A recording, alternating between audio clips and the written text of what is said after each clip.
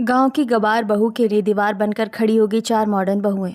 मुझे तो लगता है कि माँ जी हमारी जेठानी जी से जलती हैं क्योंकि वो गांव की है। और आज तो जो कुछ भी हुआ वो देखकर ऐसा लग रहा था कि हमारी सासू माँ हमारी गवार जेठानी को जान से ही मारना चाहती है। हाँ, लेकिन ये सब कर क्यों रही है माँ जी? ये तो पता नहीं, लेकिन हमें नजर रखना होगा माँ जी पर। अगर वो अपनी चाल में कामयाब हो गई तो जेठानी जी को अपनी जान गंवानी पड़ जाएगी। इनकी बातों से इतना तो समझ में आ गया कि इन चारों मॉडर्न बहुओं की सास ने कई बार अपने गांव की गंवार बहू की जान लेने की कोशिश की है। लेकिन ये सब वो क्यों करना चाहती है? चीजों को और गहराई से जानने के लिए चलिए कहानी में थोड़ा पीछे चलते हैं। बहुत बड़े रिजॉर्ट में चार मॉडर्न लड़कियों की शादी हो रही है। उन चारों मॉडल देवरानियों के सामने फोटोग्राफर खड़े होते हैं। दूर से कुछ लोग उनके ऊपर फूल बरसा रहे हैं और कुछ रिजॉर्ट में पटाखे फोड़ रहे हैं। ये सुंदर दृश्य देखकर पल्लवी, मेरी चारों मॉडर्न देवरानी की शादी कितनी आलीशान तरीके से हो रही है। शायद ये अमीर घर से है इसलिए। काश मेरी शादी भी ऐसी होती। मुझे याद है अपनी शादी का वो दिन जब मैं सिंपल फटी पुरानी साड़ी में मंडप पर बैठी थी। एक पेड़ के नीचे पल्लवी पुरानी सी साड़ी पहने बैठी है। वहीं बगल में उसका पति राहुल बैठा है। पंडित जी, शादी जल्दी कीजिए, मुहूर्त निकलता जा रहा है। हाँ पंडित जी, शादी जल्दी कीजिए। और इस छोटी सी शादी में आपको कितना टाइम लगेगा? आप जानते हैं ना कि हमें जैसे तैसे करके ये शादी जल्द से जल्द निपटाना है। दूसरी तरफ डरी हुई पल्लवी मंडप में बैठी है। हे भगवान, मेरे पापा के देहांत के बाद मेरा इस दुनिया में कोई नहीं है। मैं चाचा के कहने पर ये शादी तो कर रही हूँ, लेकिन मुझे नहीं पता कि बगल में बैठा मेरा पति वो कैसा है, और मेरे ससुराल वाले, मैं तो उन्हें भी अच्छे से नहीं जानती। आखिर क्यों चाचा मेरी ये शादी इतनी जल्दबाजी में करवा रहे हैं? विवाह संपन्न हुआ। वर और वधू को पूरी विधि विधान के साथ अब आप इनके पवित्र स्थल पर ले जाइए। अब पंडित के जाते ही गायत्री नोटों की गड्डी निकालकर पल्लवी के चाचा के हाथ में देती है। ये लीजिए, रुपया आपका और मेरा हिसाब यही बराबर होता है। आज से ये लड़की हमारे घर की बहू है। ये सुनकर पल्लवी काफी डर जाती है। चाचा जी, ये सब क्या है? आपने मेरा इस घर में विवाह किया है या सौदा? तभी चेहरे पर एक शातिर मुस्कान लिए पल्लवी के चाचा कहते हैं, बेटी, तेरा इस दुनिया में कोई नहीं है।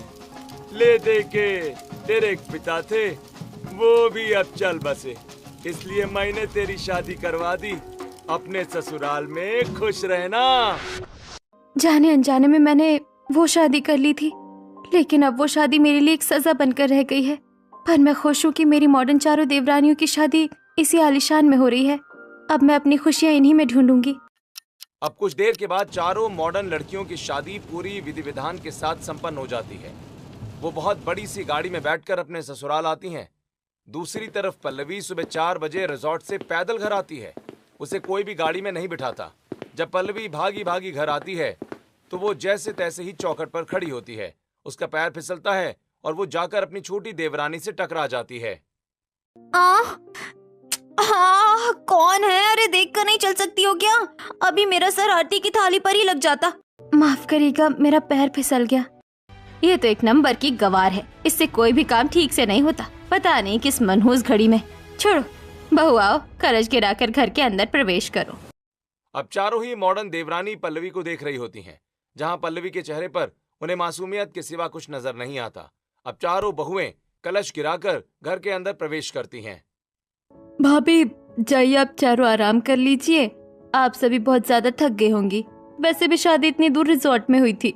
अब चारों ही मॉडर्न बहुएं अपने कमरे में जाकर आराम करती हैं। दूसरी तरफ जब पल्लवी अपने कमरे में जाती है तो उसका पति गुस्से से उसके पास आकर अपने हाथ से उसके चेहरे को कस के पकड़ते हुए, देखा मेरे चारों भाइयों की पत्नियों को कितनी खूबसूरत और कितनी मॉडर्न है। सच कहूं तो कभी कभी बहुत गुस्सा आता है कि मेरी किस्मत में तुम जैसी गांव की गंवार पत्नी लिखी थी क्या।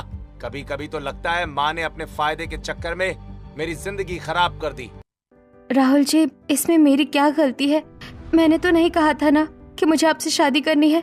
ये फैसला मेरे चाचा और आपकी माँ ने मिलकर लिया है। अब गुस्से से राहुल अपनी पत्नी को बेड पर पटक देता है और बिना कुछ कहे कमरे से बाहर निकल जाता है, जैसे ये शादी राहुल की कोई बड़ी मजबूरी हो। अब अगले दिन चारों ही मॉडर्न बहुएं एक्सपेंसिव साड़ियों में खूबसूरत मेकअप में तैयार होकर हॉल में आती हैं। वहीं दूसरी तरफ उनकी जेठानी खड़ी होती है जो कि सिंपल सूती साड़ी में होती है। मम्मी जी, आज हम चारों की पहली रसोई है, तो हम खाने में क्या बनाएं आप सबके लिए? अरे वाह, मुझे तो लगा था ये मॉडर्न बहुएं खाना बनाना पसंद नहीं करेंगी, लेकिन ये तो अपने मुंह से ही पूछ रही हैं कि क्या बनाना है और क्या नहीं। हाँ पापा जी, हम पढ़े लिखे और मॉडर्न ख्याल के हैं, पर इसका मतलब ये नहीं कि अपनी संस्कृति को ही भूल जाए। शादी के बाद ये कुछ महत्वपूर्ण रिचुअल होते हैं जो मुझे लगता है कि हर औरत को करने चाहिए। बहुत खूबसूरत बात कही है तुमने बहू, लेकिन सच कहूँ तो तुम्हें रसोई में जाने की कोई जरूरत नहीं है। ये खड़ी तुम्हारी जेठानी ये सब कुछ बना लेगी, तुम आराम करो। अब जेठानी को देखकर चारों मॉडर्न बहुएं कहती हैं, क्या मम्मी जी, ये हमारी जेठानी है? नो वे, ये नहीं हो सकता। डिस्गस्टिंग, ये हमारी जेठानी है। मुझे तो बिलीव नहीं हो रहा है अपनी आंखों पर। मुझे तो लगा था कि ये हमारे घर की नौकरानी है, और कपड़े भी ऐसे ही पहने इन्होंने। ऐसे कपड़े तो नौकरानी भी नहीं पहनती है। अब रुको, अब जो भी हो, सच तो यही है कि यही हमारी जेठानी है। हमें इन्हें जज नहीं करना चाहिए। हो सकता है इन्हें सिंपल सिटीजन में रहना ज्यादा पसंद हो। तुम सबके भी होश उड़ गए ना अपनी जेठानी को देखकर। सच कहूँ तो मुझे भी ये गांव की गवार औरत पसंद नहीं है, लेकिन मेरी भी कुछ मजबूरी थी जो इसे इस घर में बहू बनाकर लाना पड़ा। और तुम खड़ी खड़ी क्या सबकी बातें सुन रही है? जाओ जाकर रसोई में खाना बनाओ। अब पल्लवी काफी मायूस हो जाती है। उसे पहले लगा था कि उसकी चारों मॉडर्न देवरानियां उसको समझेंगी, लेकिन उन्होंने तो पहले ही दिन उसे अपनी जेठानी स्वीकारने से मना कर दिया था। जी माँ जी, मैं अभी सबके लिए खाना बनाकर लेकर आती हूँ। अब पल्लवी रसोई में आती है और फ्रिज से पनीर और कुछ हरी सब्जियां निकालकर उन्हें काटती है, और फिर मसाला पीसकर कढ़ाई में 2 से 3 तरह की सब्जी, चावल, पुलाव, रोटी बनाकर तैयार करती है। और फिर कुछ देर के बाद सभी खाने को डाइनिंग टेबल पर लेकर आती है। अब पूरा परिवार खाना खाता है। वैसे जेठानी जी, आपने खाना बहुत अच्छा बनाया है। हर एक बाइट में स्वाद है। सच में मुझे भी खाना बहुत बहुत अच्छा लगा। ऐसा खाना तो शायद मुझे नहीं लगता कि मैं पहली रसोई में बना भी पाती। हाँ, मुझे मेरी कुकिंग भी इतनी अच्छी नहीं है, लेकिन आपके हाथ का खाना बहुत अच्छा है। हाँ, लगता है जेठानी जी से हमें खाना बनाना सीखना पड़ेगा। हाँ हाँ, तुम्हारी जेठानी तुम्हें सब सिखा देगी। ये हर काम में बहुत परफेक्ट है। पापा, इतने भी परफेक्ट नहीं है। ये गांव की गवार भाभी सबसे ज्यादा परफेक्ट हमारी चारों मॉडर्न भाभियां हैं। अरे बस बस, खाना बहुत अच्छा था। अब दूसरी बात करें। माँ, हमारी शादी तो हो गई है, लेकिन मुझे अनुज, विजय, राजीव को बिजनेस के सिलसिले से बाहर जाना पड़ेगा। राहुल भैया, आप भी चलो। नहीं यार, तुम चारों जाओ। अगर मैं भी चला गया तो फिर यहाँ का काम कौन संभालेगा? अब शाम को चारों मॉडर्न बहुओं के पति बिजनेस के काम से बाहर चले जाते हैं। अब इसी तरह 2 से 3 दिन गुजरते हैं, और फिर एक दिन जब पल्लवी रसोई में सब्जियां काट रही होती है तो उसे एक अजीब सी बदबू आती है। अरे, ये रसोई में से अजीब सी बदबू कहाँ से आ रही है? यहाँ तो सांस लेना भी दुर्बल हो रहा है। इतने में चारों मॉडर्न देवरानियां रसोई की तरफ से गुजरती हैं कि उन्हें भी गैस की बदबू आती है, और वो फौरन रसोई में घुसती हैं। अरे ये क्या जेठानी जी, रसोई में इतनी गंदी सिलेंडर की बदबू फैली हुई है और आप आराम से खाना बना रही हैं। हाँ हाँ, बदबू तो आ रही है, लेकिन आप लोग यहाँ क्यों आई? आपको माँ जी ने मना किया है ना रसोई में आने से। आप जाइए, रुक जाइए। आप मम्मी जी कहाँ हैं? आप फौरन रसोई में आइए। अब गायत्री रसोई में आती है। मम्मी जी, आपने सिलेंडर किससे लगवाया था? सिलेंडर लीक है। हाँ बहू, सिलेंडर तो लीक है। शायद इसका रेगुलेटर ठीक से बंद नहीं हुआ है। हाँ माँ जी, और जेठानी जी इस बदबू में खड़ी होकर यहाँ पर सब्जी काट रही है। मुझे तो लगता है अगर थोड़ी देर और होती तो ये चूल्हा भी जला देती और सिलेंडर फट जाता और इनकी यही मौत हो जाती। बहू, जब हम लोग इतना समझ रहे हैं तो ये चीजें ये भी तो समझ सकती है ना। ये इतनी ज्यादा गवार क्यों है?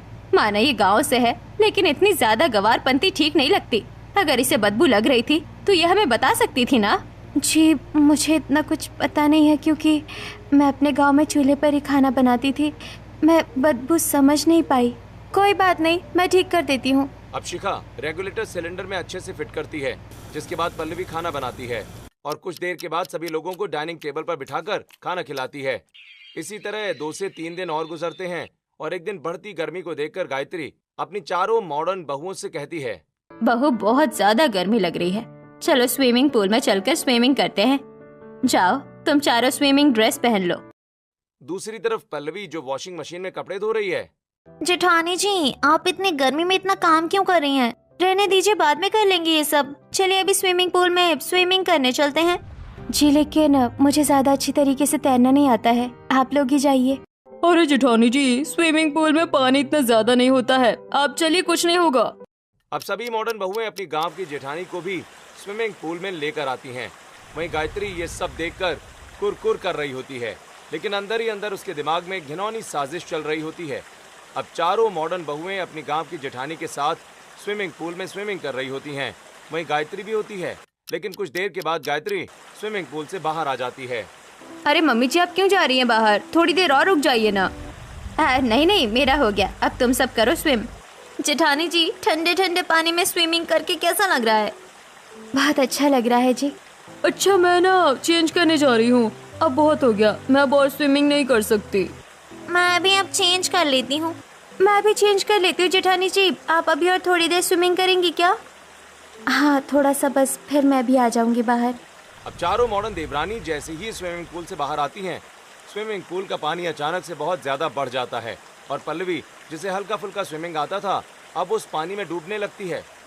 अरे अरे, इस स्विमिंग पूल का पानी बढ़ता ही जा रहा है, अभी तक तो पानी का स्तर कम था।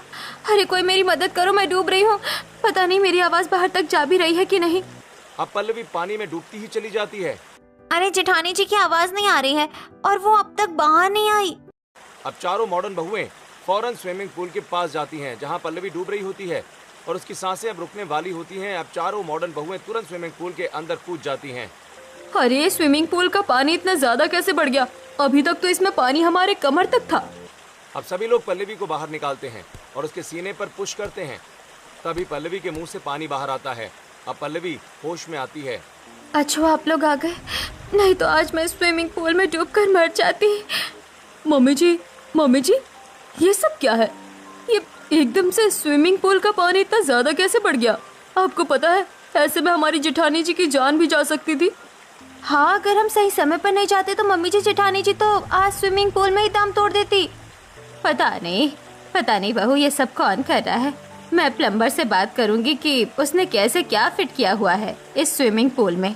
बहू तुम ठीक हो ना? चलो अंदर चलो। अब अकेले में गायत्री की बेटी। मम्मी क्या हुआ? हमारे गांव की गंवार भाभी बच कैसे गई? मैंने तो अपने हाथों से स्विमिंग पूल में पानी का प्रेशर बहुत ज्यादा बढ़ा दिया था और पानी भी ओवरफ्लो हो गया था। ये डूबी कैसे नहीं उसमें? इन्हें तो तैरना भी नहीं आता था। बेटी, सब कुछ प्लान के हिसाब से चल रहा था, लेकिन जैसे इसका स्विमिंग पूल में दम घुटा, इसकी चारों मॉडल देवरानियां दीवार बनाकर उसके आगे खड़ी हो गई और इस गंवार को बचा लिया। जा, अब ज्यादा बात नहीं करूंगी तुझसे, वरना कोई सुन लेगा। दूसरी तरफ चारों मॉडर्न देवरानियां अपनी जेठानी से। जेठानी जी, आप इतनी मासूम क्यों हैं? अगर आपको कोई दिक्कत होती है तो आप बोलती क्यों नहीं हो? आप इतनी चुप चुप क्यों रहती हैं? अरे आप वो सब छोड़िए और आप बार बार मेरे आसपास मत घुमा कीजिए। माँ जी को ये सब बिल्कुल पसंद नहीं आएगा। आप ठहरी मॉडर्न और मैं गंवार। अब मैं ठीक हूँ, आप चारों जाइए। अब चारों मॉडर्न बहू अपने कमरे में। रिया, निधि, काजल, तुम्हें ऐसा नहीं लगता कि हमारी जेठानी हमसे कुछ छुपा रही है? जो भी हो, पर हमारी जेठानी बहुत मासूम है, हमें उनका ख्याल रखना चाहिए। अब इसी तरह एक रात पल्लवी अपने पति के लिए दूध का ग्लास लेकर कमरे में जा रही होती है कि तभी उसका पैर दरवाजे में मुड़ जाता है और वो सारा दूध राहुल के ऊपर गिरा देती है। अब राहुल गुस्से से पल्लवी का हाथ मोड़ देता है। ये सब क्या है? कोई भी काम करने का तुम्हारे पास सेंस नहीं है क्या? ना चलने का ढंग है, ना बोलने का ढंग है, ना कपड़े अच्छे पहन सकती हो, ना बहुत अच्छे से कोई काम कर सकती हो। तुम्हारी जैसी गंवार औरत मैंने आज से पहले कभी नहीं देखी। अरे इस गरम गरम दूध से मेरा शरीर जला दिया तुमने। जी मैंने जान के नहीं किया, मेरा पैर मुड़ गया था बस। अब पल्लवी इतना बोलती है कि तभी कमरे में चारों मॉडर्न देवरानियां घुसती हैं और वो देखती हैं कि नीचे फर्श पर दूध का कांच का ग्लास टूटा हुआ गिरा है और राहुल ने पल्लवी का हाथ मोड़ रखा है। वहीं पल्लवी की आंखों में आंसू हैं। अरे जेठ जी, ये क्या कर रहे हैं आप? अरे छोड़िए जेठानी जी को। अरे यहाँ पर ये दूध गिरा है, पक्का इन्हीं से गिरा होगा, लेकिन इसके लिए इतनी बड़ी सजा? हाथ छोड़िए जेठ जी उनका। अब गुस्से से राहुल हाथ झटक देता है। आप लोगों को ना इसके सपोर्ट में कुछ बोलने की जरूरत नहीं है। ये एक नंबर की गंवार है और ये सारे काम उल्टे ही करती है। पता नहीं कब ये अच्छी पत्नी बन पाएगी। अब इतना कहकर गुस्से से राहुल वहां से चला जाता है। अब इसी तरह एक दिन राहुल अपनी माँ के बहकावे में आकर, पल्लवी आज तुम हमारे साथ बाहर चल रही हो, हमने तुम्हारे नाम से एक फ्लैट लिया है, चलो तुम भी उसे देख लो। हाँ बहू, चलो हम तीनों चलते हैं, फ्लैट देखकर आ जाते हैं। इतने में चारों मॉडर्न बहुएं कहती हैं, माँ जी आप सिर्फ जेठानी जी को ले जा रही हैं, हमें क्यों नहीं? बहू तुम सब इतनी पढ़ी लिखी हो, एक ITI में काम में लगी रहती है लैपटॉप में, दूसरी वकील है तो वो सारे क्लाइंट से ही पूरे दिन फोन पर बात करती है, तीसरी मेकअप आर्टिस्ट है, वो बाहर जाएगी तो धूप में उसकी स्किन खराब हो जाएगी, चौथी को आराम पसंद है, इसीलिए तुम चारों घर पर ही रहो, हम फ्लैट देख कर आते हैं। वहीं पल्लवी की आंखों में एक डर होता है, जैसे मानो वो अपनी मॉडर्न देवरानियों से कुछ कहना चाहती हो लेकिन वो कुछ कह नहीं पाती। अब गायत्री और उसका बेटा राहुल पल्लवी को लेकर एक पुराने फ्लैट में आता है और पल्लवी को लेकर वो सबसे ऊपर की टेरेस पर पहुंचते हैं और जबरदस्ती गायत्री और राहुल पल्लवी को टेरेस के किनारे पर खड़ा कर देते हैं। आज मैं तुझे इस ऊंची इमारत से नीचे धकेल कर तुझे जान से मार दूंगी, और कोई पूछेगा ना तो कह दूंगी कि तेरा पैर फिसल गया था और तू नीचे गिर गई थी। हाँ माँ, इसका किस्सा तो आज यहीं खत्म कर दो। मैं भी अब अपनी गंवार पत्नी से परेशान हो चुका हूँ। हाँ बेटा, आज यहाँ इसे कोई नहीं बचाएगा, वरना तो चारों मॉडल बहू हमेशा इसके सामने दीवार बनकर खड़ी हो जाती है और मैं इसका बाल भी बांका नहीं कर पाती हूँ, लेकिन आज मैं इसे छोड़ूंगी नहीं। नहीं, मुझे छोड़ दीजिए, आखिर आप लोग क्यों मुझे जान से मारना चाहते हैं? इसीलिए क्योंकि तू अब हमारे गले की हड्डी बन चुकी है, जो ना तो निगली जा रही है और ना ही उगली जा रही है। दूसरी तरफ चारों मॉडर्न देवरानियां कमरे में बैठी हैं। शिखा के हाथ में मोबाइल है। सुनो, मैंने ना जेठ जी के फोन से उनका लोकेशन अपने व्हाट्सएप पर शेयर कर लिया था और मैं देख रही हूँ कि काफी देर से उनका लोकेशन किसी एक ही जगह पर स्टॉप है और वो अब तक आए भी नहीं है। शाम होने वाली है, हमें चलकर देखना चाहिए। अब चारों मॉडर्न देवरानियां गाड़ी में बैठती हैं और उस लोकेशन पर आती हैं जहां पल्लवी थी। अरे ये तो कोई पुराना फ्लैट लगता है, लेकिन इन लोगों ने तो कहा था कि ये एक नए फ्लैट में गए हैं जो जेठानी जी के ही नाम है। अब सभी भागकर टेरेस पर आते हैं जहां पल्लवी अकेले टेरेस की पतली सी बाउंड्री पर खड़ी होती है, जहां उसका पैर अगर थोड़ा भी लड़खड़ाता तो वो सीधा 5वें मंजिल से नीचे गिर जाती। अरे जेठानी जी, आप यहाँ क्यों खड़ी है? और आप तो किसी नई फ्लैट में आने वाले थे ना, लेकिन ये तो कोई पुराना खंडर है। माँ जी, आप देख नहीं रहे हैं क्या? जेठानी जी किनारों पर खड़ी है, अगर उनका पैर फिसला तो वो नीचे गिर जाएंगी। अब चारों मॉडर्न बहुएं पल्लवी को नीचे उतारती हैं, जहां पल्लवी की आंखें नम होती हैं और उसके होंठ सूख रहे होते हैं। जेठानी जी, आप सच सच बताइए, क्या इन लोगों ने आपके साथ कोई बदतमीजी की? क्या ये सब कुछ इन लोगों ने जानबूझकर किया? आपके ये होंठ क्यों सूजे हुए हैं और आपकी आंखों में नमी क्यों है? अब घबराकर पल्लवी झूठ बोल देती है।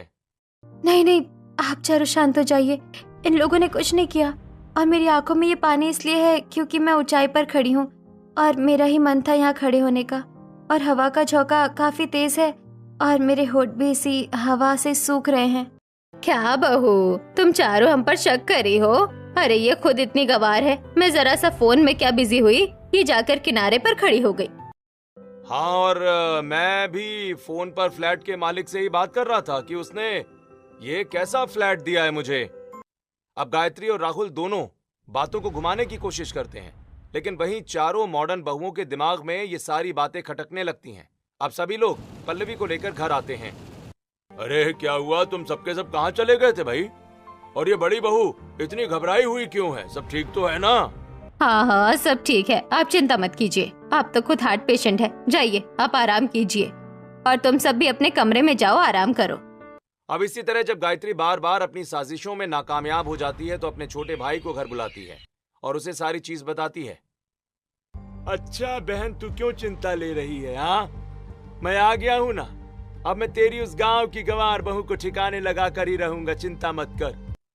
हाँ भाई, अब तू ही कुछ कर, मैंने तो बहुत कोशिश कर ली लेकिन ये लड़की बार बार बच जाती है, और बचेगी भी क्यों नहीं। इसकी चारों मॉडल देवरानियां दीवार बनकर जो खड़ी हो जाती है हर बार इसके सामने इसे बचाने के लिए। अब इस दिन से गायत्री का भाई घर में रहने लगता है और वो पल्लवी को बड़ी गंदी निगाहों से देखता है। अब एक दिन पल्लवी जब रसोई में खाना बना रही होती है तो वो पीछे से रसोई में आता है और उसके काफी नजदीक जाकर उसके कान में कहता है, क्या बना रही हो बहू रानी? खुशबू तो बहुत अच्छी आ रही है, काफी मुलायम हाथ हैं तुम्हारे। हाँ। अब पल्लवी डर कर बेलन पटक देती है। आप यहाँ मामा ससुर जी, आप यहाँ क्या कर रहे हैं? मैं अभी लेकर आती हूँ खाना बनाकर।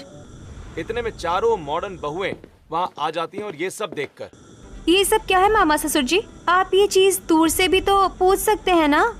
अरे मैं तो दूर से ही पूछ रहा था, लेकिन मेरे को थोड़ा कम सुनाई देता है ना, इसलिए थोड़ा नजदीक चला गया था। अच्छा बहू, मैं चलता हूँ।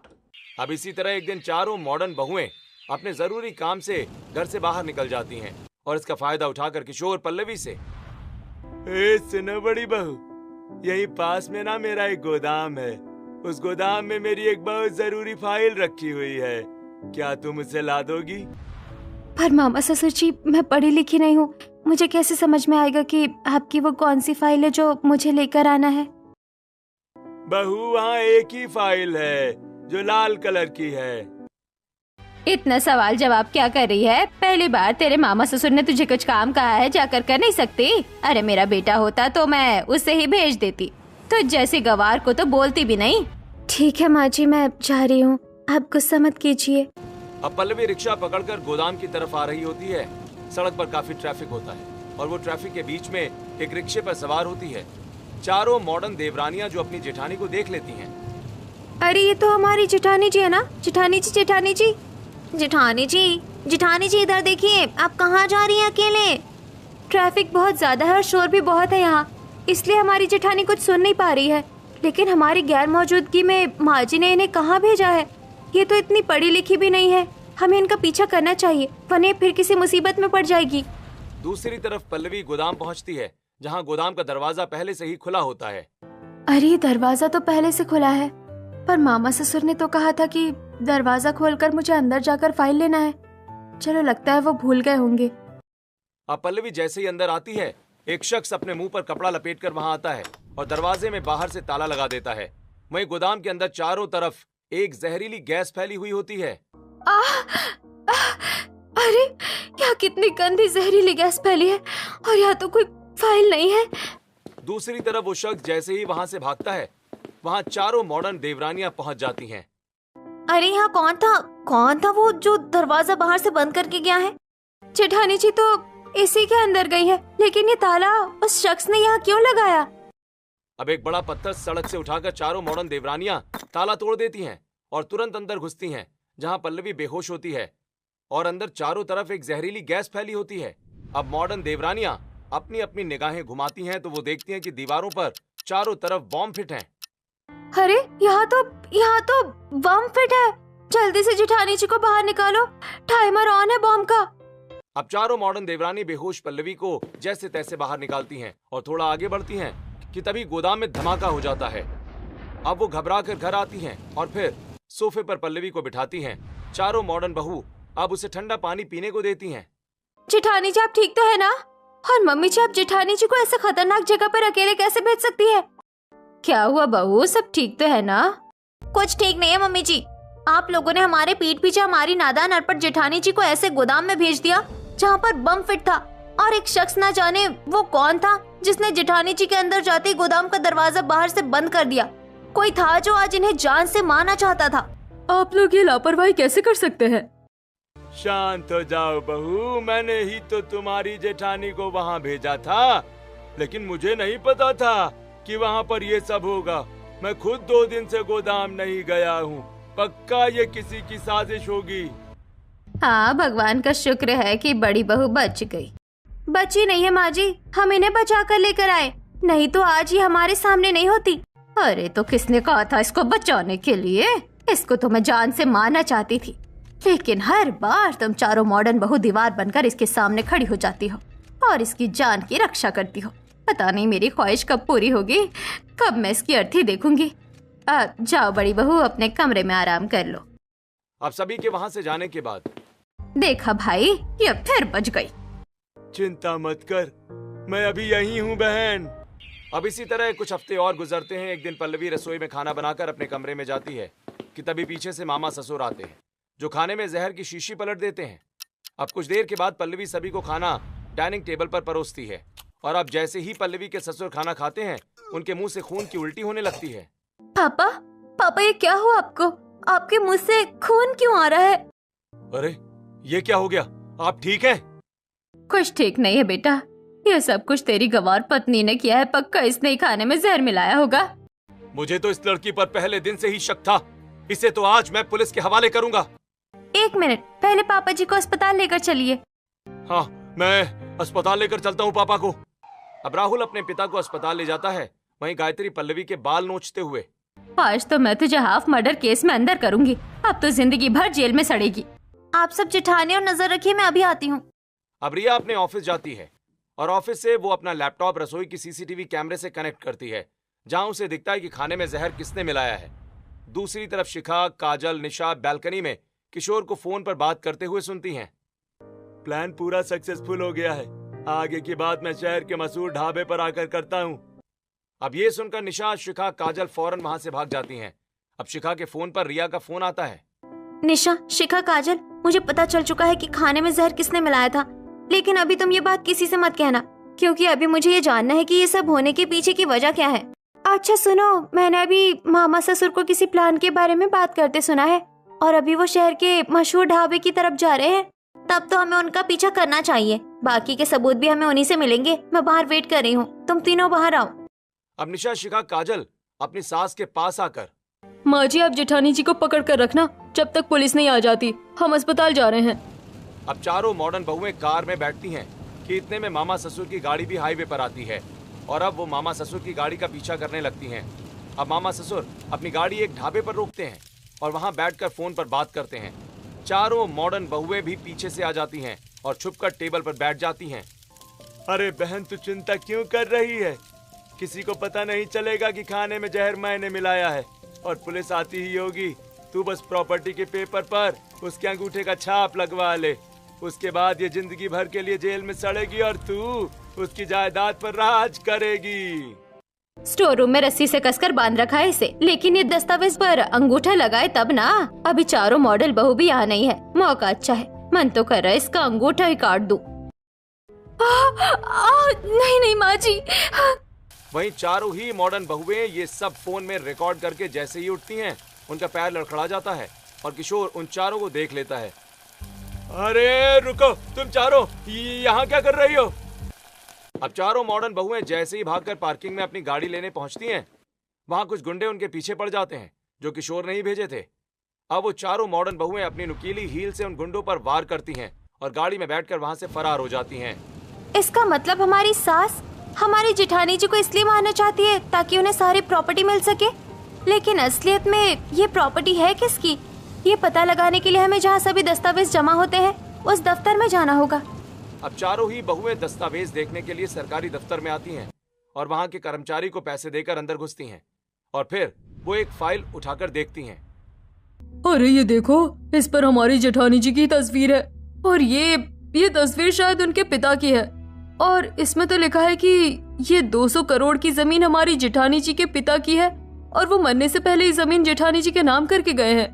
इसका मतलब ये शादी माँ जी ने लालच में किया है ताकि ये जमीन वो हड़प सके, लेकिन जब तक जेठानी जी जिंदा है ये जमीन उन्हें नहीं मिल सकती। शायद इसलिए वो उन्हें पल पल मारना चाहती है और अब जब वो उन्हें मार नहीं पाई तो उन्होंने उनके ऊपर हाफ मर्डर का केस ठोक दिया। हमें ये दस्तावेज और जो वीडियो हमने रिकॉर्ड की उसे संभाल कर रखना होगा ताकि हम पुलिस को दिखा सके। हाँ, लेकिन उससे पहले हमें हॉस्पिटल जाना चाहिए जहाँ जेठ जी और ससुर जी हैं। ये सच्चाई तो उन्हें भी पता चलनी चाहिए। अब चारों ही बहुएं अस्पताल जाती हैं और अस्पताल में सारे वीडियो और दस्तावेज अपने ससुर और जेठ को दिखाती हैं। हे भगवान, मेरी माँ इस हद तक गुजर जाएंगी मुझे पता नहीं था। बहू, अब हम सब भी तुम्हारे साथ हैं, अब हम भी पुलिस को गवाही देंगे, चलो। अब ससुर और जेठ को लेकर चारों बहुएं गाड़ी स्टार्ट करती हैं और घर की तरफ आने लगती हैं। दूसरी तरफ घर में पुलिस आ जाती है। अब गायत्री स्टोर रूम से पल्लवी को बाहर लाती है। पल्लवी के शरीर पर काफी जख्म होते हैं और आंखें आंसुओं से भरी होती हैं। अच्छा, तो यही है वो जो आपके पति को मारना चाह रही थी? हाँ सर, यही है। अब आप ले जाइए इसको। अब पुलिस जैसे ही पल्लवी के हाथ में हथकड़ियां डालने लगती है, घर के अंदर चारों मॉडर्न बहुएं, पल्लवी का पति और ससुर आ जाते हैं और कुछ देर के बाद मामा ससुर भी आते हैं। रुक जाइए इंस्पेक्टर, मेरी पत्नी गुनहगार नहीं है। हाँ सर, हथकड़ियां लगाने से पहले आप ये कुछ विटनेस देखिए।